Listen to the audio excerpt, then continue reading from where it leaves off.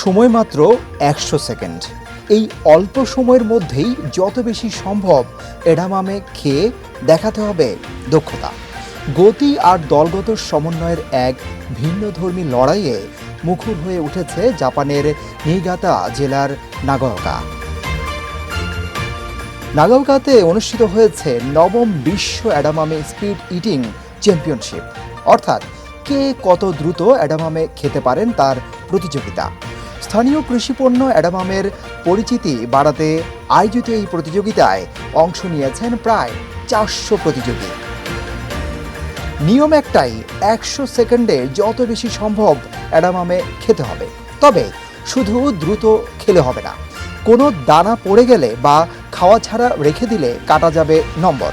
তাই গতির পাশাপাশি সমান গুরুত্বপূর্ণ ছিল নিপুণতাও। জাপানের এডামামে কিংডম বা এডামামের রাজ্য নামে পরিচিত নিগাতা জেলাকে সম্মান জানিয়ে অনেক প্রতিযোগী সবুজ পোশাকে অনুষ্ঠানে অংশ নেন। পুরো আয়োজন জুড়ে ছিল উৎসব মুখর পরিবেশ আর দর্শকদের প্রাণবন্ত উচ্ছ্বাস। ফাইনালে উঠেছি জানতে পেরে আমি আনন্দে চিৎকার করে উঠেছিলাম। আমি ভীষণ উপভোগ করেছি।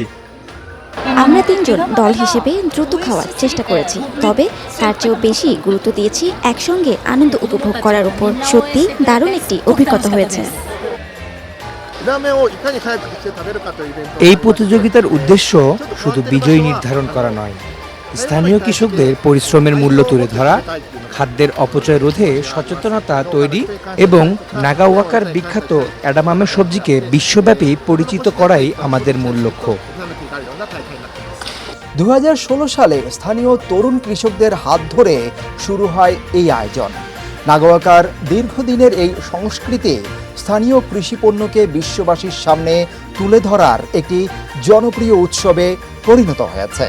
প্রতি বছরেই দেশ বিদেশের প্রতিযোগী ও দর্শকদের মিলন মেলায় উৎসব হয়ে ওঠে আরও প্রাণবন্ত, আরও বর্ণিল। Desk report, hello Bangladesh.